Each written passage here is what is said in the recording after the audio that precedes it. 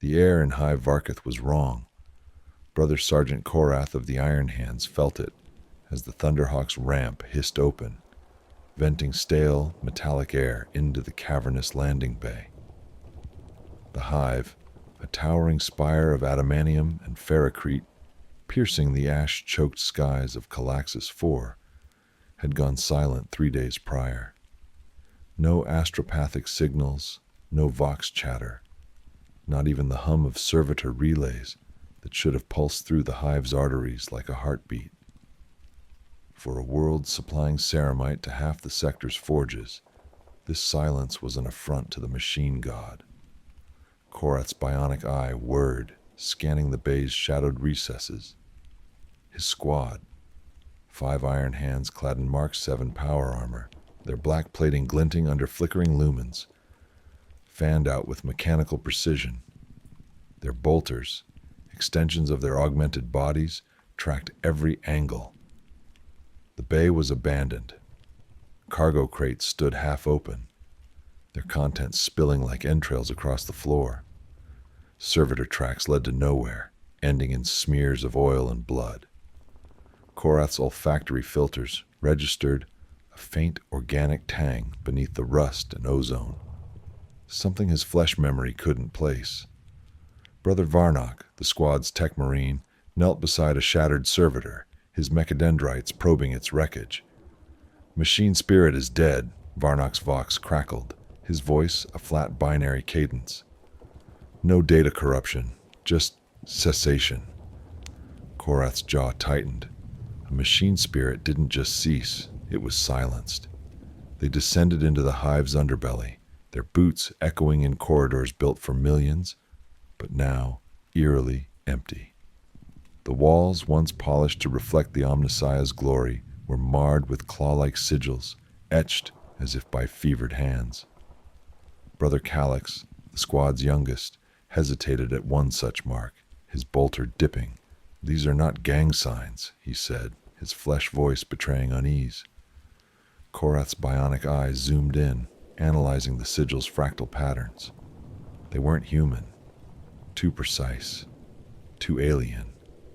His cogitator implant flagged them as potential Xenos in origin. But the data was incomplete, like a half-remembered dream. The squad pressed deeper, past hab blocks where lumens flickered like dying stars. Personal effects, prayer beads, ration packs, a child's pick slate, lay scattered, abandoned mid-use. Korath's enhanced hearing caught nothing but the distant groan of the hive's failing systems. No screams, no footsteps, no life. His primary heart beat steady, but his secondary heart, a biological relic he'd never replaced, pulsed unevenly. Doubt, that human weakness, crept into his iron resolve. Was this silence a failure of flesh or machine? At sub-level 17, they found the first body. A hive enforcer, his carapace armor split like a cracked eggshell, lay slumped against a bulkhead. His face was frozen in a rictus of terror, eyes milky, jaw unhinged. Brother Drenvar, the squad's apothecary, scanned the corpse with his narthecium.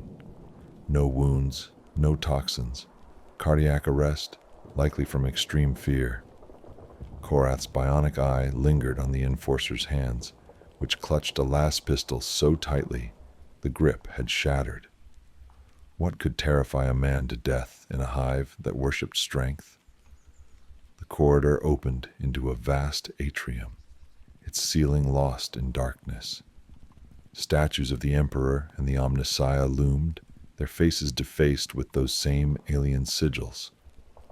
Korath's auspex pinged, detecting movement in the shadows above. His squad raised their bolters, but nothing emerged. The air grew thicker, the organic tang now sharp enough to sting his filters. His bionic arm twitched, servos misfiring for a fraction of a second, a malfunction he hadn't experienced in decades. Varnock's vox broke the silence. Auspex is compromised. Readings suggest multiple biosigns, but they're flickering. Korath's cogitator processed the data, finding no logical pattern. The hive was watching them, but from where? A sound, faint and guttural, echoed from a side passage. Not a scream, but a chant, low and rhythmic, like a prayer twisted into something profane. Korath signaled the squad to advance, his power sword humming softly in his grip. The passage narrowed, forcing them into single file, their armor scraping against walls slick with moisture. The chant grew louder, words unintelligible, but heavy with intent. Korath's bionic eye flickered, its display stuttering with static. For a moment he saw himself reflected in the data stream, not as an iron hand, but as something softer, weaker, human. He crushed the thought, but the chant seemed to pulse in time with his secondary heart. At the passage's end, a sealed blast door loomed, its surface etched with a single, massive sigil. Varnic's mechadendrites interfaced with the door's cogitator, but the machine spirit resisted, its code laced with something foreign. "It's fighting me," Varnock said, his voice tinged with rare emotion. Korath raised his sword, ready to cut through, when the chant stopped. Silence crashed over them, heavier than before. His bionic eye flared red, warning of an imminent threat.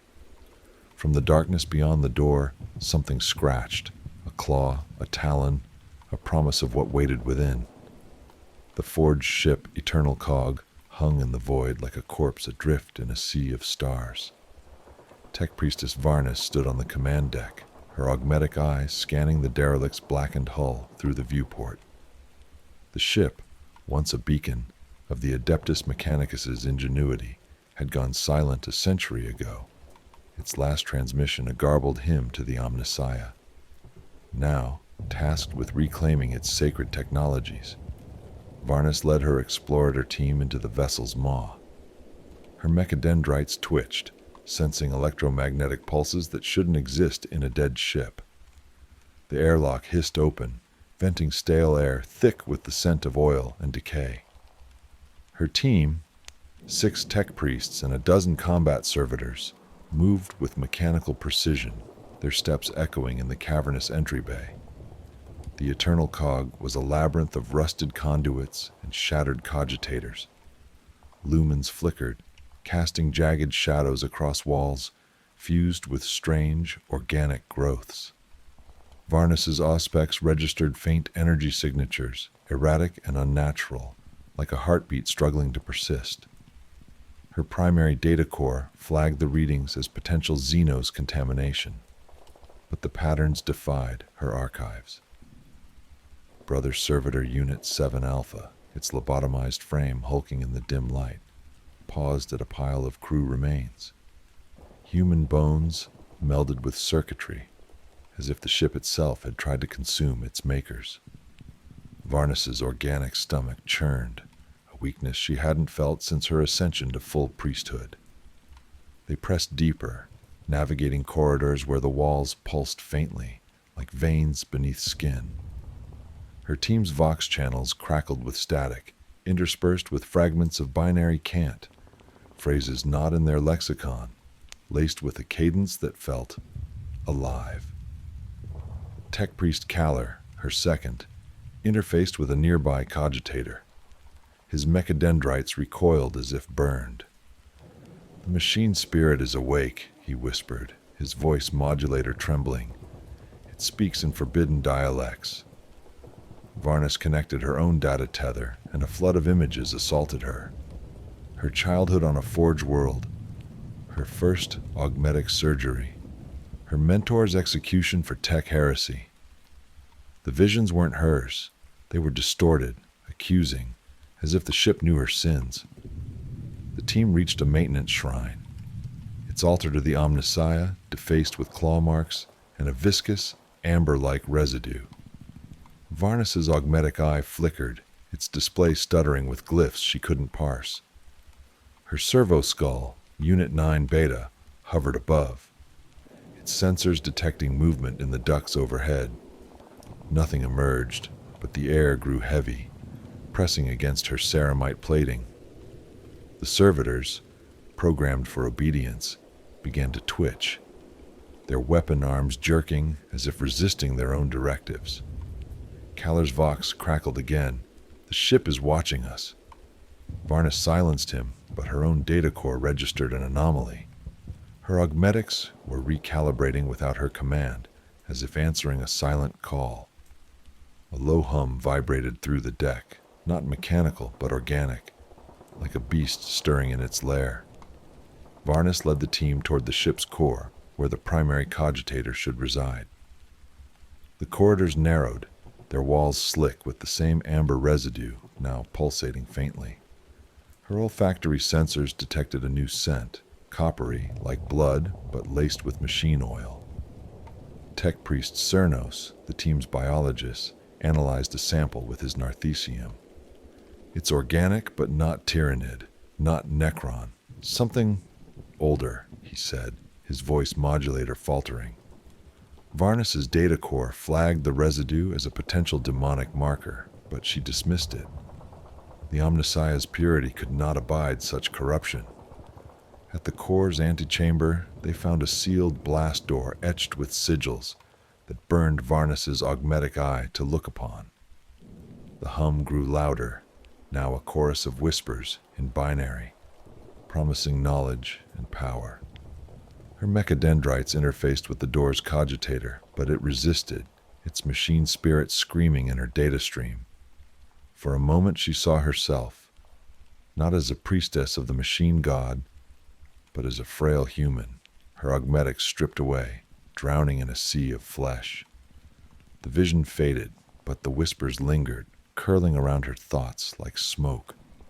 Her team stood frozen, their augmetics glitching in unison. From beyond the door, something stirred, a presence that knew her name.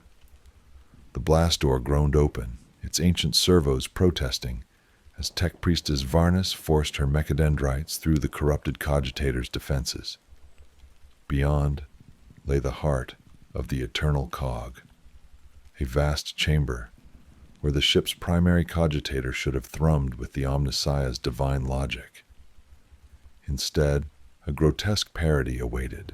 The cogitator, a towering lattice of circuits and conduits, was enveloped in a pulsating, amber-like growth, its surface rippling like flesh under strain. Crimson lumens cast the chamber in a sickly glow, revealing walls encrusted with the same organic residue, now forming tendrils that writhed as if alive. Varnus's augmetic eye flickered, its data streams overwhelmed by chaotic signals that defied her analytical protocols. The air was thick with a coppery miasma, clogging her filters and stirring her organic heart with an unfamiliar dread. Her team fanned out, their steps faltering, as the chamber's oppressive atmosphere pressed against their augmetics. Tech Priest Caller's vox emitted a low whine, his mechadendrites twitching erratically. "This is no machine spirit," he said, his voice modulator cracking. "This is abomination." Varnus silenced him with a sharp binary burst, but her own data core registered the truth. The cogitator was no longer a sacred relic, but a shrine to something profane.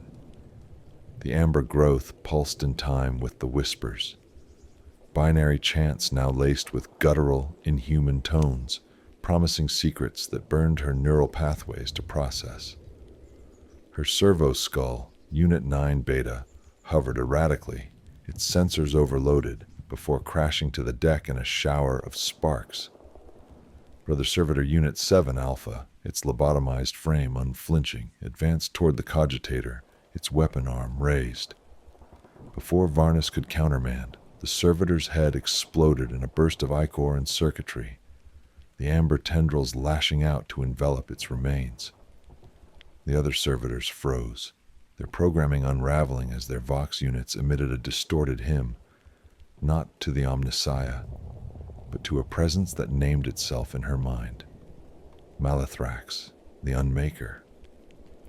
Varnus's data core screamed warnings of demonic corruption, but her faith in the machine god held firm, or so she told herself. Yet her augmetic arms seized, its servos grinding as it moved against her will, forcing her to step closer to the cogitator. Tech Priest Cernos, the biologist, knelt beside a tendril, his narthecium trembling as he analyzed its composition. "It's alive," he whispered, "a fusion of organic and mechanical, bound by warp energies." His words were cut short as his augmetic spine arched backward, his body convulsing as if puppeted. His vox screamed, a sound no machine should make, before he collapsed, his optics dark. Varnus's own augmetics rebelled, her left leg locking as her data tether flooded with visions. Her mentor's execution replayed, but now she wielded the axe, her hands dripping with his blood. The vision shifted. She saw herself as a child, flesh unmarred by augmetics, weeping as her parents were consumed by a forge's molten heart. The whispers grew louder, claiming these were truths the Omnissiah had hidden from her. She severed her data tether with a thought, the feedback shock searing her neural pathways. Pain grounded her, but her team was unraveling. Tech Priest Lorne's mechadendrites turned inward, piercing his own chassis, his vox chanting the demon's name. Caller's augmetic eye exploded in a spray of coolant, his screams drowned by the binary hymn. Varnus's will held, but her body betrayed her. Her augmetic arm raised her plasma pistol, aiming at her own temple. With a desperate prayer to the Omnissiah, she activated her servo blade and severed the arm at the shoulder. Sparks and ichor sprayed as she stumbled back, her organic heart pounding against her ceramite chest. The demon's laughter echoed in her mind, a sound like grinding gears and tearing flesh. The surviving tech priests, only 3 now, rallied to her side, their augmetics glitching, but their faith unbroken.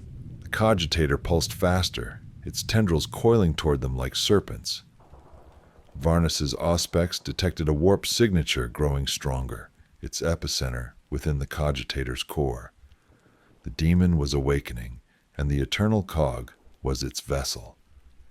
She ordered her team to prepare melta charges, but the whispers grew deafening, promising godhood if she surrendered.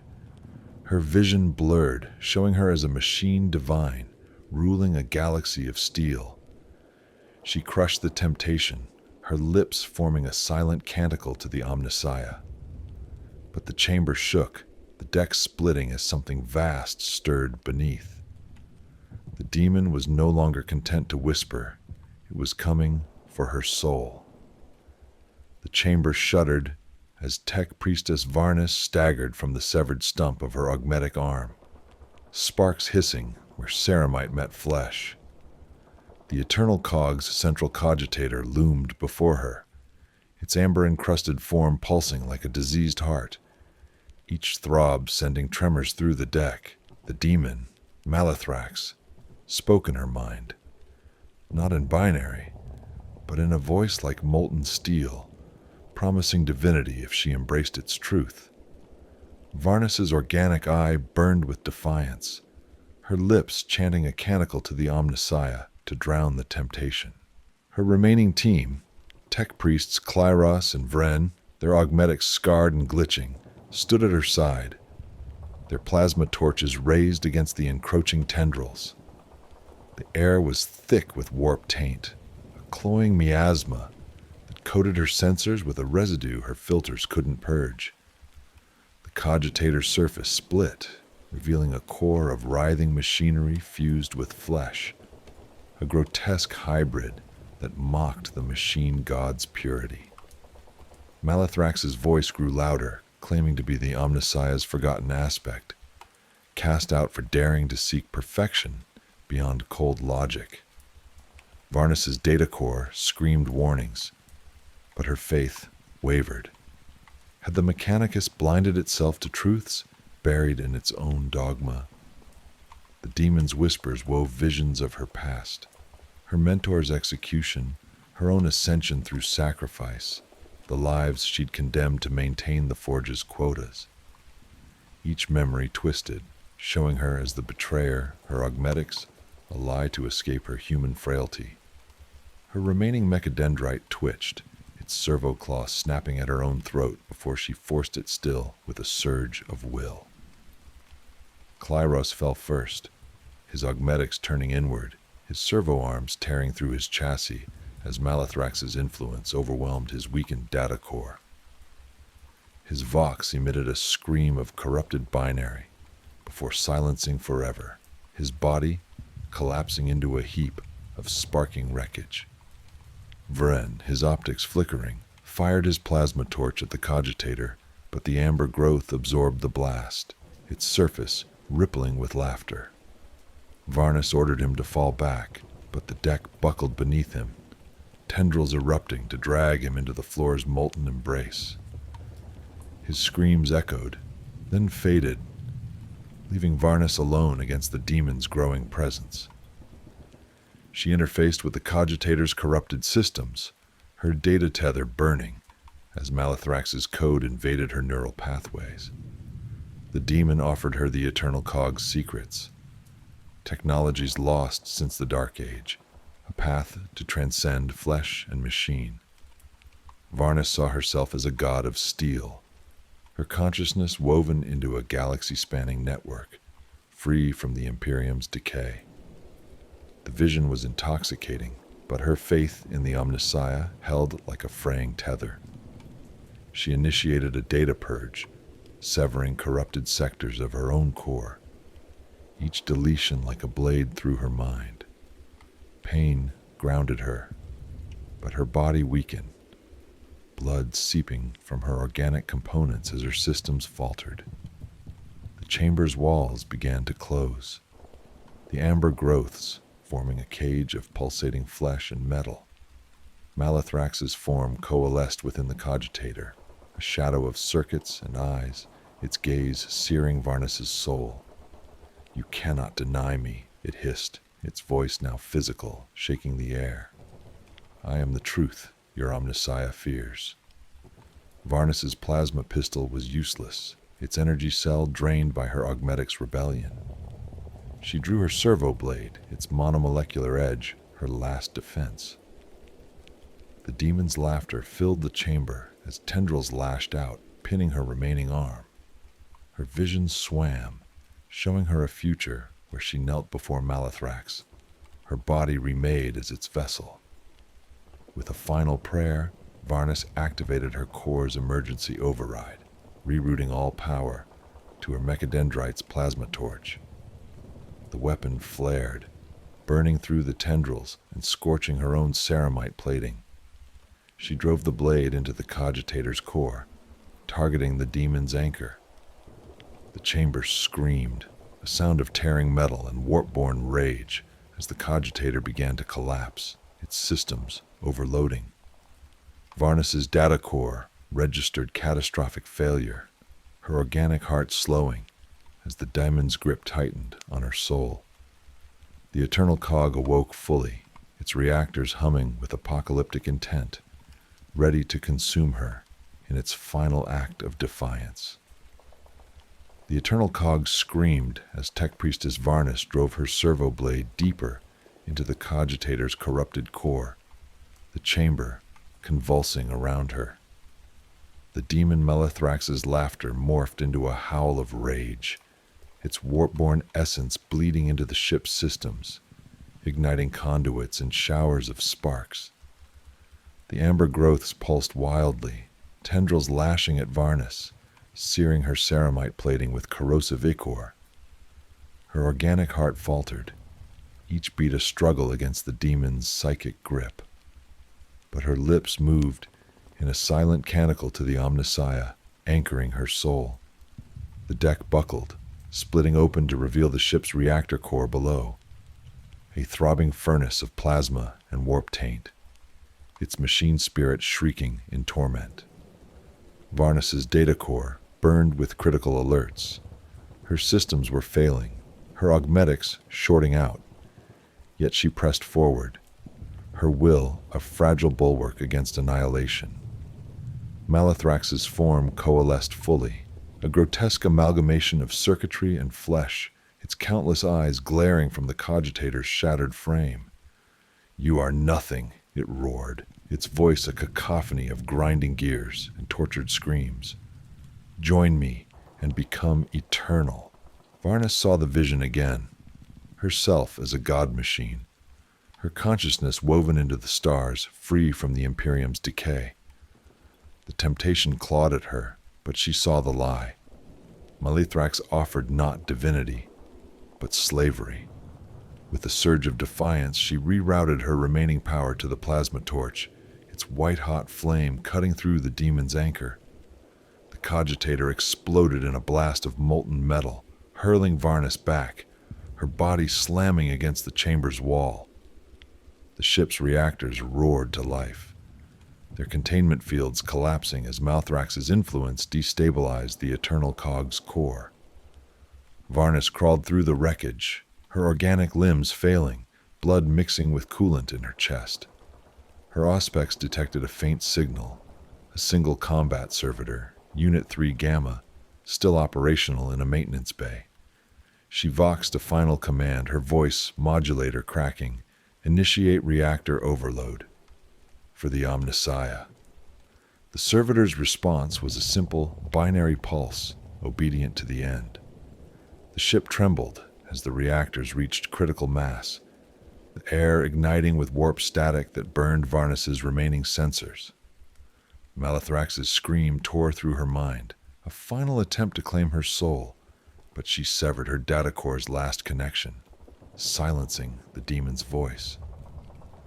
The chamber collapsed, ferrocrete and amber growths crumbling as the reactors detonated. Varnus's vision faded, her organic eye catching a final glimpse of the Omnissiah's sigil, scorched but unbroken on a fallen panel. She whispered a canticle, her breath a prayer for forgiveness, for her doubts, her failures, her humanity. The explosion consumed the Eternal Cog, a supernova of plasma and warp energy that purged Malithrax's presence, scattering its essence into the void. The ship's wreckage drifted, a silent tomb among the stars, its machine spirit finally at rest. In a distant sector, a lone Mechanicus shuttle recovered a single survivor, Tech Priest Drenvar, who had been ejected in an escape pod during the initial breach. Clutched in his servo claw was a fragment of the Eternal Cog's cogitator, its surface etched with faint amber sigils that pulsed faintly when no one watched. Drenvar's vox was silent, his optics haunted by visions he could not articulate. Was the fragment a relic of the Omnissiah's will, or a seed of Malithrax's return? He could not say. The shuttle drifted toward a forge world, carrying a truth that might save or damn the Mechanicus. Note: inspired by forbidden Mechanicus archives detailing demonic corruption within sacred machine spirits, suppressed in the Calixis sector. The skies of Arcthrall burned crimson as the Black Templar's drop pod screamed through the atmosphere, its hull scorched by re-entry. Chaplain Vortigern stood braced within, his Crozius Arcanum gripped tight, its skull-etched head gleaming under flickering lumens. His squad, 10 Templars clad in black power armor, their tabards marked with the Maltese cross, chanted litanies of hate, their voices a bulwark against the chaos awaiting below. Arcthrall, a shrine world dedicated to the Emperor's glory, had fallen silent a month ago, its astropathic choir replaced by a haunting hymn that bled through the warp. Vortigern's mission was clear: purge the heretic cult responsible and restore the Emperor's light. Yet, as the pod shuddered to a halt in the ruins of a cathedral city, a chill settled in his transhuman heart, untouched by his centuries of zeal. The pod's ramp slammed open, revealing a landscape of shattered spires and smoldering pyres. The air carried the scent of incense and blood, overlaid with a sour tang that pricked Vortigern's olfactory sensors. The city, once alive with pilgrims, was a tomb. Statues of saints lay toppled, their faces defaced with jagged sigils that seemed to writhe under scrutiny. The squad fanned out, bolters raised, their steps crunching on ash and bone. Brother Anselm, the squad's standard-bearer, hoisted the Templars' banner, its black cross a defiant challenge to the silence. But the silence answered, a low, resonant hymn echoing from the city's heart, its notes twisting into Vortigern's mind like a blade. They advanced through streets choked with debris. Prayer books burned to cinders, reliquaries smashed, and bodies of ecclesiarchy priests strewn like broken dolls. Brother Cassian, the squad's youngest, paused at a corpse, its face frozen in ecstasy rather than pain. "This is no slaughter," he voxed, his voice tight. "They died, singing." Vortigern's auspex pinged, detecting faint biosigns in the cathedral district. But the readings flickered, as if the source were slipping between realities. His Crozius hummed, its power field itching to smite. But the enemy remained unseen, its presence felt in the hymn's relentless cadence. The hymn grew louder as they neared the grand cathedral, its Gothic spires clawing at the blood-red sky. The structure was intact, its stained glass windows glowing with unnatural light, casting kaleidoscopic shadows that seemed to move against the wind. Vortigern's helm display flickered, his auto-senses struggling to parse the hymn's frequencies. Human voices, yet layered with something otherworldly, like a chorus of the damned. Brother Gideon, the squad's apothecary, scanned the area with his narthecium. "The hymn carries warp resonance," he warned. "It's not just sound, it's a summons." Vortigern's faith burned brighter, but a shadow stirred within him, a doubt he hadn't felt since his initiation. What if the Emperor's light faltered here? At the cathedral's gates, they found the first signs of the cult. Bodies clad in tattered robes knelt in perfect rows, their throats slit, blood pooling in patterns that mirrored the sigils on the walls. The hymn pulsed from within, its rhythm syncing with Vortigern's twin hearts, stirring memories of his mortal life. A boy, weeping in a burning village, abandoned by the Emperor's gaze. He crushed the thought, reciting the litany of fury. But the hymn drowned his words, its melody promising absolution if he knelt. His squad faltered, their bolters lowering as the music wove into their minds. Brother Anselm's banner trembled in his grip, his vox whispering, "Do you hear him?" Vortigern raised his Crozius, its power field flaring, and smashed the cathedral's gates open. The hymn surged, a tidal wave of sound that shook the Templars' resolve. Inside, the nave was a sea of candles, their flames dancing without wind, illuminating a choir of robed figures at the altar. Their faces were hidden, their voices weaving the hymn into a tapestry of devotion and despair. Vortigern's autosenses flagged their biosigns as human, yet tainted, their forms subtly wrong, too angular, too fluid. The choir turned as one, their eyes glowing with warp light, and the hymn shifted, calling his name.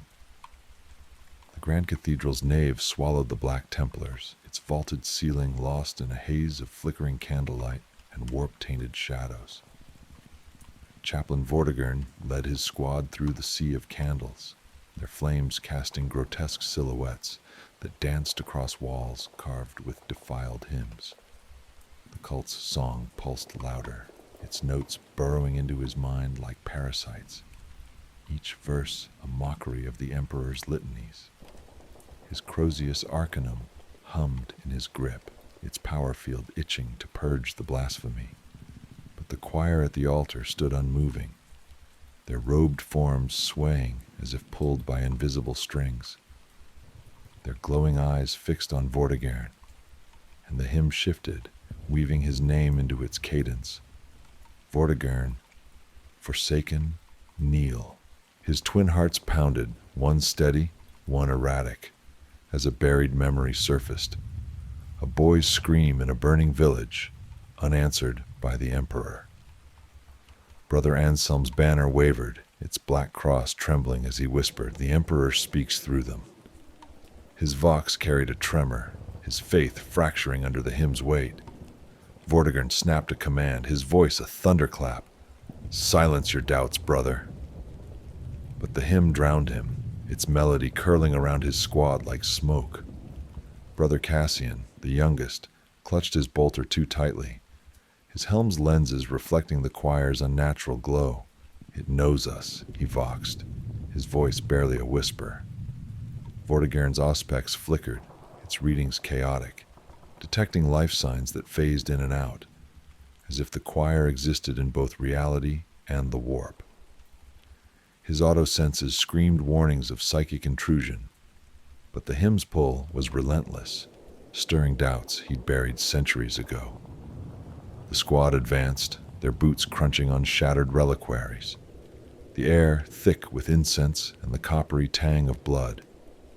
The choir's song grew discordant, its human voices splitting into layered tones, some angelic, others guttural, like beasts trapped in a choir of flesh. Brother Gideon, the apothecary, scanned the robed figures with his narthecium. "Their bio-signs are corrupted," he voxed, "human, but altered. Warp taint runs deep." Vortigern's gaze locked on the choir's leader, a figure taller than the rest, its robe embroidered with sigils that burned his eyes to behold. The figure raised a hand, and the hymn surged, a psychic wave that staggered the Templars. Brother Torvald, a veteran of 100 crusades, faltered first. His bolter clattered to the floor, his gauntlets clawing at his helm as he screamed, "The Emperor has abandoned us." Before Vortigern could react, Torvald drew his combat knife and lunged at Brother Cassian, his blade aimed at the younger Templar's throat. Vortigern's Crozius swung, its power field crackling as it shattered Torvald's arm, sending the knife skittering. Torvald collapsed, his vox emitting a garbled hymn, his eyes glowing with the same warp light as the choir's. Gideon's narthecium confirmed it. Torvald's mind was gone, consumed by the song. Vortigern ended his brother's suffering with a single blow, the Crozius crushing his skull. But the axe shook him. Betrayal from within was a wound deeper than any Xenos blade. The choir's song shifted, mocking the Templar's loss, its verses now laced with Torvald's voice, accusing Vortigern of failure. The nave's shadows thickened, coalescing into forms that mimicked fallen Templars, their ghostly blades raised. Vortigern's dreams stirred, nights spent in prayer, questioning if the Emperor truly saw his crusades. He crushed the doubt, reciting the litany of hate, but the hymn countered, offering absolution if he knelt. His squad tightened their formation, their bolters barking disciplined bursts at the choir, but the rounds passed through the robed figures, striking only air. The choir parted, revealing a shimmering rift at the altar, a warp tear, pulsing in time with the hymn, its edges writhing with spectral faces. Vortigern's helm display flickered, his autosenses overwhelmed by the warp's presence. The hymn called to him, promising peace if he surrendered his zeal. His squad's vox channels crackled with their own doubts. Each Templar, hearing the song, twist their deepest fears. Anselm's banner fell, his hands trembling as he whispered, "We are unworthy." Vortigern gripped his Crozius tighter, its machine spirit steadying his resolve. But the warp tear pulsed, and a voice, not the choir's but his own, whispered from within, "Kneel and be free." The warp tear at the altar pulsed like a wound in reality, its edges writhing with spectral faces that screamed silently, their mouths agape in torment. Chaplain Vortigern stood resolute, his Crozius Arcanum blazing with righteous fury, its power field casting stark light across the Black Templar's battered armor. The cult's hymn swelled, no longer a melody, but a psychic assault, each note a barbed hook tearing at the squad's faith. The robed choir parted, their glowing eyes unblinking, revealing a figure at the rift's heart, a towering silhouette cloaked in tattered vestments, its face hidden beneath a hood that shimmered with unnatural light. The hymn twisted, now a chorus of Vortigern's own voice, accusing him. You failed them, as you failed him. His twin hearts thundered, the memory of a burning village flooding his mind, a child's cry, unanswered, as the Emperor's gaze turned away. Brother Anselm fell to his knees, the Templar banner slipping from his grasp, its black cross pooling in the ash. He speaks, Anselm wept, his vox choked with fervor. The Emperor calls us to kneel. Vortigern's gauntlet clamped onto Anselm's pauldron, hauling him upright, but the hymn's weight pressed against his own soul. Brother Gideon's Narthecium word, scanning the figure at the altar. It's no human, he voxed, his voice steady but strained. Warp entity, feeding on faith. It's using the choir to summon itself. The figure raised a skeletal hand, and the warped tear widened, spilling a sickly radiance that warped the cathedral's stone into liquid shadows. The hymn's verses coalesced into a revelation. The entity calling itself the Hollow Saint was born from Archthral's devotion, a parasite of faith that grew stronger with every prayer offered to the Emperor. It spoke through Vortigern's voice, its words a venomous mirror of his own zeal. Your crusades are ash. Your Emperor is blind. Kneel and I will make you whole. Visions assaulted him, worlds burning under his command, Templars dying for a silent god, his own hands stained with their blood. The squad faltered, their bolters trembling as the hymn wove their doubts into despair. Brother Cassian's vox crackled. Is this our punishment? His question hung unanswered, the choir's song twisting it into a condemnation. Vortigern advanced, his Crozius raised, its machine spirit roaring defiance.